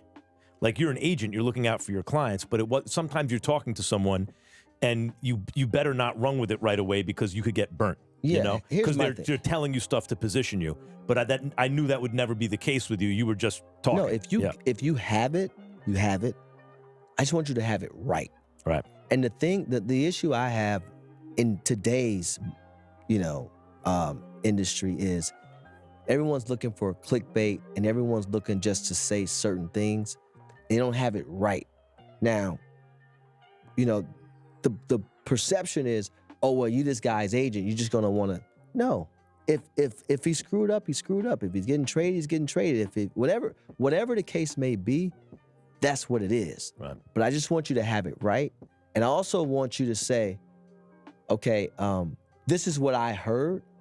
Give me some insight here. And then once you have all the information, then you can bake the cake however you choose to bake it. Just have all the ingredients. Right. Like I would always say, if I could choose where my player gets drafted, I want them to go to certain places because, in my opinion, it puts extra years on their career. Pittsburgh, Baltimore, whatever it is. In football, there are Yes. established good culture places Yes. that are always And going to compete. in basketball too. San Antonio. Because when you go to these places, believe it or not, all organizations aren't created equal, which I actually think the league should have a mandatory prerequisite standardized level of all things you have to be as an organization across everything from. You want to homogenize the NBA and NFL even more? No. I'm talking about the NBA in this. I'm saying as an organization, it should be a threshold that you cannot come below across all things from medical staff I see. to, cafeteria, all the way across. Because, again, it just it's not all organizations are not created equal in that way. Right. Facts. And LeBron James doesn't get enough credit because he actually increased certain standards within some of the organizations that even other teams have copied. For example, in Cleveland, he had catering after the games for both the home and away team. So behind the scenes, he has improved things to make it better for players. Right. And who was it in the NBA everyone was getting hurt? Was it Phoenix? About 10 years ago. Well, Phoenix used to have one of the best medical staffs. No, so it wasn't Phoenix. I'm trying to remember the NBA organization that everyone was getting hurt because they shared staff with like the NFL team. It was New Orleans. Damn. No wonder Zion can't get right. And let's not forget, in his early days with the Pelicans, one of his parents had tweeted out making comments about the medical staff down there in New Orleans. At some point, the NBA is going to have to pause those expansion talks and just move the Pelicans to Vegas or Seattle. But going back to the topic of medical staffs, we could even look at the Portland Trail Blazers when they had Brandon Roy and the way the situation played out with, what's his name, Greg Oden. Back-to-back high-performing draft picks that had very questionable recoveries. You would think with a lot of the star players that the investment in the medical staff would be top priority. And it's something that should be standardized because Portland, I tell you what, they had one hell of a player in Brandon Roy, and I can only imagine the possibilities if Greg Oden has stayed healthy. Oh yeah, New Orleans does share. But again, it's one of those things where you have to have these relationships and you have to have the ability to say to people, to teams, etc. Now, when you're a superstar, depending on what you care about, you can also help a team improve in those ways as well. But so you think Lamar could have had a ripple effect on the Jets potentially? Yeah, if he's taken what he's gotten in Baltimore and he gets to New York, because of what he was able to see in Baltimore, he can actually identify what New York actually lacks. Bring some of that. Yeah, if a kid, some of what LeBron brought back to Cleveland after Miami. Absolutely. A little of that pixie dust. And but also it's not to the magic. Lakers. But if you're getting from college to the Jets or whomever, you just want to go pro. You don't, I mean, what do I know? You don't, unless you're coming from one of those major programs, my Ohio State Buckeyes or a Georgia or Alabama, those are like the 33rd, 34th, and 35th NFL team. That's not, right. But the more you talk about it, Giannis, yes, should be moved. Lamar should stay where he is. Fair point. Yeah. That's fair. Yeah. Lamar should stay where he is. Because you feel like what? Because you're right about Baltimore. The organization has shown over time. You have to see the difference between sometimes a certain regime is run its course in terms of coaching staff or players, as you said, you could overhaul. But if the that's moving furniture. If the architecture is good in an organization, you can ride that out because the chances are that'll fix itself. So you say that. Well, sometimes the player also has to recognize where he's at too. Right. Because if you go home and the people around you, you should do this, you should do that. If you read all the comments on social media, but if you don't recognize what you actually have, I mean, you're saying that's why a change of scenery is sometimes good for the player, even if he's in a good organization? No. Sometimes a change of scenery is not good for the player. Oh, because I see. Yeah. if you're Giannis, right? You're making the opposite point. I always say this. Your stepmom is not going to treat you like your mom. Mm-hmm. She's not. If you got one time and that front door going to be locked, the side door going to be locked. And if you had a key, the lock's going to be changed. But mom's going to leave the door open. Mom's going to come through the side door with the plate. She going to throw mysteriously the car keys was dropped in the driveway. She couldn't find the keys. You didn't use the car. Like this is what happens. You know who I said this to years ago? DeMarcus Cousins. Mm-hmm. He wanted to leave Sacramento so bad. And I said this to him. I love DC. He's great. I'm like, I don't know, man. And before this recent wave of bigs, he was like the most skilled big you could see. Yeah, but I'm just saying, when a team drafts you, and I don't know how he feels about this, and he'll tell me when he see me, but it's just like, listen, man, your stepmom is not going to treat you like your mom, regardless of what your talent may be. So even in Giannis's case. That is facts. And I'm pretty sure that's a hard lesson that Kevin Durant has learned throughout the years, that no other franchise was going to treat him like the homegrown Oklahoma City Thunder. He had a few instances, even in Golden State, where it looked like they were treating him like a rental. Same thing in Brooklyn. And of course, with the Phoenix Suns, we seen how quickly they shipped him out once the luxury tax payments started to pile up. And this is a scenario we should pay real close attention to with LaMelo Ball and Ja Morant, the rumors of them possibly being traded. Because those two players have a very unique game, they're going to be hard to build around. And there's not going to be another franchise that's going to give them that homegrown loving. Even James Harden, to a degree, ever since he left Houston, the other franchises he has gone to, the love is not quite the same. Even though he wasn't drafted there, the fact that he made a name for himself while playing for that franchise and just sort of became well known in the whole NBA zeitgeist. It's a symbiotic relationship. Same thing for DeMar DeRozan with the Toronto Raptors. Once you leave that base, the other franchises are not really going to even treat you the same. There's just an endless amount of examples. LeBron James, the way he's kind of being ushered out of LA. Zion, if he ever left the Pelicans, the love is not going to be the same anywhere else. Even Luka, to a degree, he's out in LA, but his relationship is almost like him getting with a side piece. And the Mavericks is that loyal wife that always really loved him. Shit is just not the same. Yeah, but I'm just saying, when a team drafts you, and I don't know how he feels about this, and he'll tell me when he see me, but it's just like, listen, man, your stepmom is not going to treat you like your mom, regardless of what your talent may be. So even in Giannis's case, I get it. And I know you may want to leave, but you better, if I'm you, when I go to these teams now, what he needs to do, when you get to these, go to New York's practice facility. From the time it takes you to get from Manhattan to Westchester, walk around, see if you like the parking, See if you like the cafeteria and the chefs. The press. Do they have strawberry jam versus grape jelly? You need to look at all these things. Go to all these different teams. Look at when you play in these arenas. No, but that's what I mean. That's why, like, you're right about Baltimore versus. You have to, yeah. So it is what it is. This has been a nice little zap into the Clutch Sports propaganda machine.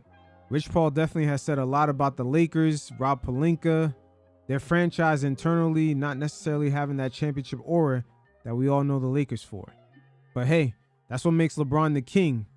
A king has his, I would say, gestures to pass around his message and control his narrative. But you guys definitely hit up the link in the description below. Check out my NBA True Story playlist and also the NBA Hardwood Nuances. It's a little bit of the storytelling mixed in with the game film. And until next time, you fellas stay safe. Peace.